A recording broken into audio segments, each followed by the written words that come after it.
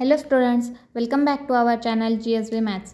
विद्यार्थी मित्रांनो, आपण लास्ट व्हिडिओमध्ये महाराष्ट्र बोर्डचा 10वीच्या मॅथ्स पार्ट 1 मधील महत्त्वाच्या टॉपिकबद्दल बोलत होतो. तर त्यामध्ये आपण चॅप्टर्स आणि त्याचे वेटेज आणि कुठल्या टॉपिकवर नेहमी प्रश्न विचारले जातात त्याबद्दल बोललो.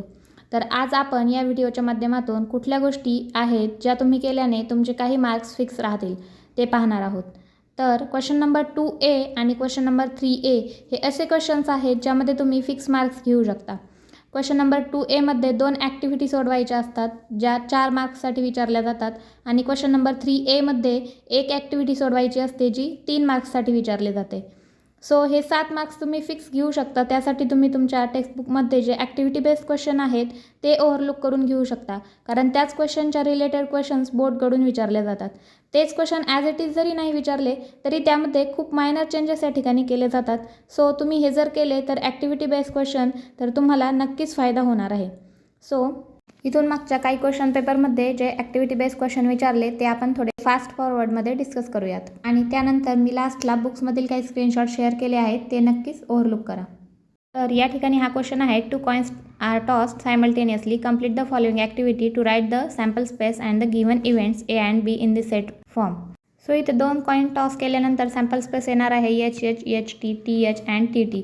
सो त्या ठिकाणी आपल्याला राईट डाऊन करायचे आहे, आणि त्यानंतर खाली इव्हेंट दिली आहे टू गेट ॲटलिस्ट 1 हेड, तर HH, HT अँड TH असे येणार आहे.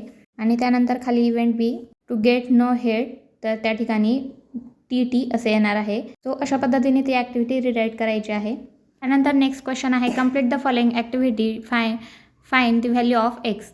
तर या ठिकाणी 2 इक्वेशन दिलेले आहेत आणि त्यामध्ये आपल्याला इक्वेशन फर्स्ट अँड सेकंडची ॲडिशन दिलेली आहे. सो खाली दिले आहे 7x इज इक्वल टू 21 येईल, त्या ठिकाणी 9 + 12 is equal to 21. So x is equal to 21/7. So x equal to 3. So next आहे, complete the following activity to determine the nature of the roots of the quadratic equation x² + 2x - 9 is equal to 0. So त्या ठिकाणी compare करायचं आहे quadratic equation with ax² + bx + c is equal to 0. So त्या ठिकाणी c equal to विचारले आहे, so -9 येईल त्या ठिकाणी. b² - 4ac is equal to 2² - 4 into a ची व्हॅल्यू त्या ठिकाणी 1 आहे आणि ची व्हॅल्यू आहे त्या ठिकाणी -9. सो 1 इंटू -9 असे येईल त्या ठिकाणी. So delta is equal to 4 + 36 येईल. So 9 into 1 into 4. So 9 4 = 36. So 4 + 36 equal to 40. So अशा पद्धतीने आपल्याला त्या ठिकाणी फिल करायचे आहे आणि ती ॲक्टिव्हिटी रिराईट करून घ्यायची आहे. सो नेक्स्ट क्वेश्चन आहे, from a road safety committee of 2 boys B1 B2 and 2 girls G1 G2, complete the following activity to write the sample space. So committee of 2 boys, तर त्या ठिकाणी B1 B2 येईल, and committee of 2 girls त्या ठिकाणी G1 G2 येईल. Committee of 1 boy and 1 girl त्या ठिकाणी B1 G1, B1 G2, B2 G1 and B2 G2 अशा पद्धतीने येईल. So sample space S is equal to B1 B2, B1 G1, B1 G2, B2 G1 अशा पद्धतीने येईल त्या ठिकाणी. सो नेक्स्ट ॲक्टिव्हिटी आहे, one of the roots of equation kx² - 10x + 3 equal to 0 is 3. Complete the following activity to find the value of k. So या ठिकाणी ची value आपल्याला फाइंड करायची आहे. So kx² - 10x + 3 equal to 0 is 3. So putting x equal to 3 in the above equation. So x equal to 3 येईल त्या ठिकाणी. So xच्या जागेवर आपल्याला 3 व्हॅल्यू पुट करून ते इक्वेशन सॉल्व करायचे आहे. So k into 3² - 10 into 3 + 3 equal to 0. So 9k, 3² is 9. So 9k - 30 + 3 equal to 0. So त्या ठिकाणी 9k येईल.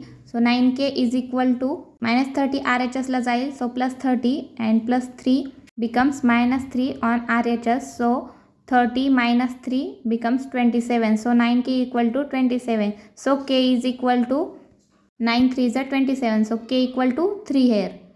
So next question is, complete the following activity to find the 19th term of an AP 7, 13, 19, 25. So ठिकाणी arithmetic progression दिलेलं आहे.